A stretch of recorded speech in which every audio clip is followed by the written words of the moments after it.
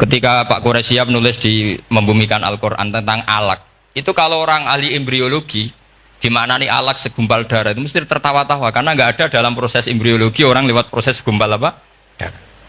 Tapi kalau alak itu madatul kalimah dari kata aliko ya'liko alakon, sesuatu yang menempel, jadi zigot yang berhasil menempel di dinding rahim itu yang jadi anak, itu ya normal saja, memang itu terjadi. Ya barokahnya bingung tadi. Atau alak dimaknani segumpal darah tapi min haitsul jinsiyah. Artinya haitsul jinsiyah itu sejenis ini. Jadi bukan di proses embriologinya tapi di jenisnya, supaya orang tidak sombong diistilahkan min alak. Tapi maknanya min jinsil alak, bukan alaknya tapi jenis alak.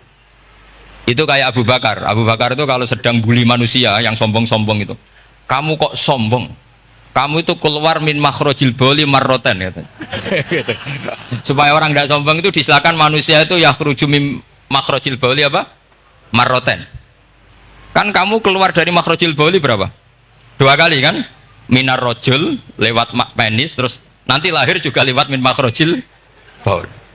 Jadi untuk mengadili manusia supaya tidak sombong diistilahkan keluar min makhrajil baul marroten. Nah mungkin alak kalau maknanya segumpal darah itu maknanya jenisnya seperti ini. Kenapa kamu sombong? Jangan digugat tentang itu proses embriologi kalau itu tidak ngalami itu. Jadi akhirnya barokahnya bingung itu alak dari proses embriologi maknanya apa? Aliko ya aliko alakon, sesuatu yang apa? Nempel, yang sukses nempel di dinding rahim. Tapi dari segi jenis mendidik tawadu, mendidik khafdul janah lil mu'minin, mendidik adul wal ingkisar, rasa hina. Nah, itu dengan makna tadi. Saya teruskan. Si Arabi tadi karena dikasih 50.000 Brutu terus akhirnya Nabi memanggil Arabi tadi karena mau dipukulin sama sahabat. Nggak tahu mau dipukulin atau mau dibunuh, nggak tahu, pokoknya dikerasin tadi. Makanya nggak usah diterjemah. Kalau diterjemah nanti jadi bingung. Terus akhirnya dibawa sama Nabi, diajak masuk, dikasih banyak sama Nabi. Kasih banyak, ditanya sama Rasulullah, kamu sudah puas ya Arabi? Sudah ya Rasulullah. Hebatnya Nabi apa? Kamu harus menjelaskan ke semua sahabat saya kalau kamu sudah puas, karena tadi kamu ngomong yang bikin sahabat saya dongkol. Terus sekarang harus mengkonfirmasi. Ya Rasulullah. Di depan umum juga Nabi ikut. Ini Arabi tadi minta saya tak tambah, terus dia puas. Ahakada ya Arabiyu? Naam ya Rasulullah, fajazakallahu min khairin wa asyiratin. Dia tegas naam ya Rasulullah. Nah, pelajaran dari hadis ini adalah kalimat ini. Ini harus diingat-ingat. Setelah Arabi tadi puas, sahabat juga tahu apa pernyataan puasnya Arabi tadi. Nabi ngetikan begini. Masalu hadza, perumpamaan orang ini dan saya itu seperti orang yang punya unta atau sapi atau kambing yang syarodat, yang liar. Fattaba'ahan nasu. Kemudian orang-orang ikut membantu nangkat. Falam yaziduha illa nufuran. Bantuan manusia-manusia ini malah tambah lari karena ini semua orang ini asing. Bagi unta ini kan asing, yang nggak asing kan hanya pemiliknya. Nah, terus kata si pemilik unta tadi, khallu baini wa baina naqati. Sudah, saya tidak usah dibantu. Fa ana arfaku, biasa lebih sayang kepada unta saya.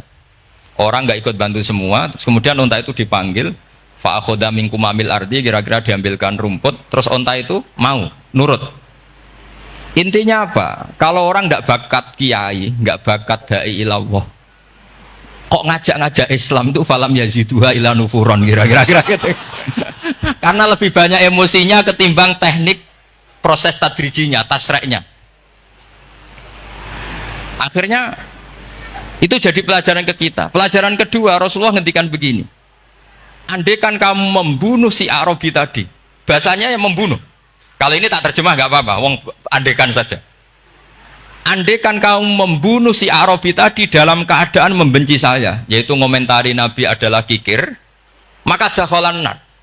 Orang ini akan masuk neraka karena dia mati dalam keadaan sakhitan dan Nabi SAW. Dia mati berstatus benci kanjeng. Tapi uniknya dalam Islam segampang itu. Ketika si Arabi tadi mencintai Nabi itu karena dibayar, karena diservis. Dan itu cukup loh dalam Islam itu. Mencintainya Nabi itu karena dikasih uang lagi. Akhirnya dia senang Nabi meskipun karena dikasih uang. Tapi jangan diteruskan setelah senang Nabi dibunuh masuk surga, ya tidak usah gitu. Nanti jadi repot tadi.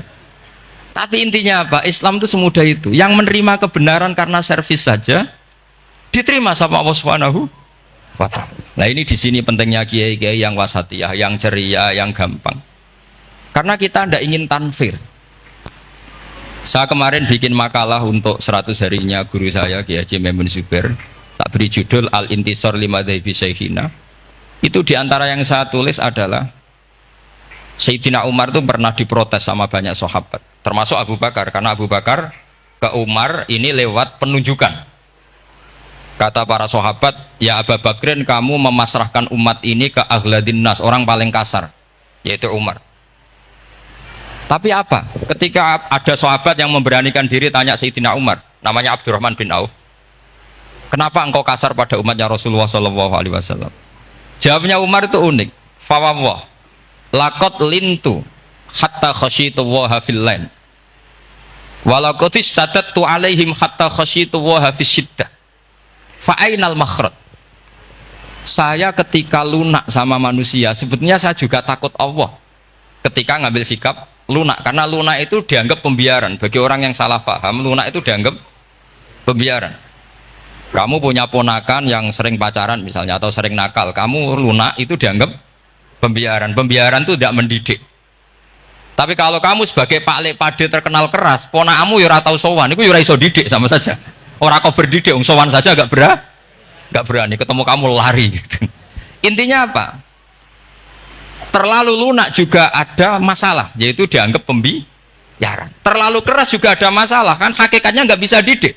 Orang-orang yang terlalu keras sama masyarakat ini kan nggak kau berdidik, karena wong roh wis melayu. Tapi nak terlalu apian, kayak kula ini nyongkomu ya masih tak barno itu, itu kan yo repot kan. Sehingga ngendikane Sayyidina Umar, fawwah laqad lintu linnas hatta khasyitu wa fil lain. Ketika saya ngambil sikap lunak, sebetulnya saya juga punya khasyah, karena dianggap pembiaran. Tapi ketika saya terlalu ekstrim, saya juga takut Allah. Jangan-jangan itu tanfir, menjadikan orang jauh dari orang-orang soleh, karena yang soleh terlalu keras. Fa'inal makhraj, lalu jalan keluarnya gimana? Ya jalan keluarnya tadi, wasatiyah tadi. Jangan lunak yang sampai pembiaran, ya jangan keras sampai orang tanfir. Ukurannya apa? Ya tanya anak-anak PSK nanti karena yang baru mengkaji apa? Wasatiyah. Jadi saya mohon referensi itu sebanyak-banyaknya, karena terus ada lagi, saya punya cerita, ada seorang wali yang kalau doa itu agak neror Allah. Tapi itu kalau nggak wali nggak boleh, harus jadi wali dulu baru boleh. Karena kalau wali itu keliru-keliru itu ya tetap sama Allah dibahasakan isek itu berontok. Enaknya kekasihnya Allah kan gitu. Makanya di antara doanya Habib Ali Al-Habsyi Sohibu Simti Duror itu doanya, tapi kamu tidak boleh melakukan doa ini, dosa. Kalau nggak wali dosa. Itu doanya gini, waj'al sayyiati man ahbabta. Jadikan kesalahan saya itu kesalahan orang yang kau cintai. Jadi kamane cara Jawa wis kadung disayang, salah-salah wis bener gitu.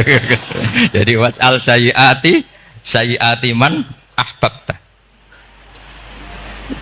Jadi kalau orang yang sudah super itu salah ya jadi apik. Tapi ya tidak salah sampai kayak zina maling, Anda itu parah itu. Ada seorang wali doa di depan Rasulullah itu gini, ya Allah, jenengan punya dua pilihan. Jika jenengan menjadikan saya orang soleh, surra habibuka, maka kekasihmu ini akan senang. Dan yang susah itu musuh kamu, yaitu iblis, musuh engkau. Tapi jika engkau ingin saya ini dolim, jadi orang dolim, yang susah itu kekasihmu, yaitu Nabi Muhammad SAW, yang seneng musuhmu, yaitu iblis.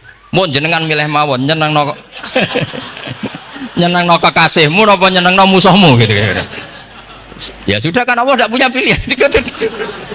Mana mungkin Allah ingin menyusahkan kekasihnya, yaitu kanjeng Nabi Muhammad SAW. Sama, semua ulama Anda ingin umatnya Nabi matu khinal maksiyah, mati dalam keadaan maksiat. Maka kita berusaha semaksimal mungkin, semoga mereka tobat. Semua Quran itu la'allahum yarji'un, la'allahum yantahun, diharapkan mereka Allah yang Tuhan saja yang al-ghaniyul mutlak, Allah yang al-jabbar al-qahhar saja sama orang-orang yang asrafu ala anfusi masih dipanggil-panggil wa anibu ila rabbikum wa aslimu lah. Allah yang Tuhan saja memanggil yang sedang di luar dipanggil masuk. Masa kita gara-gara soleh yang over, yang sudah di dalam mau dikeluarin? Itu kan apa-apaan itu. Makanya ini pasti tak dukung Islam Wasatiyah. Jadi saya dukung itu bihujjatin, bukan karena saya hormat Pak Kores orang sepuh, itu enggak. Memang bihujjatin. Kalau soal dukung karena orang sepuh itu etika namanya apa? Etika. Tentu saya lakukan itu, pasti saya lakukan karena itu etika.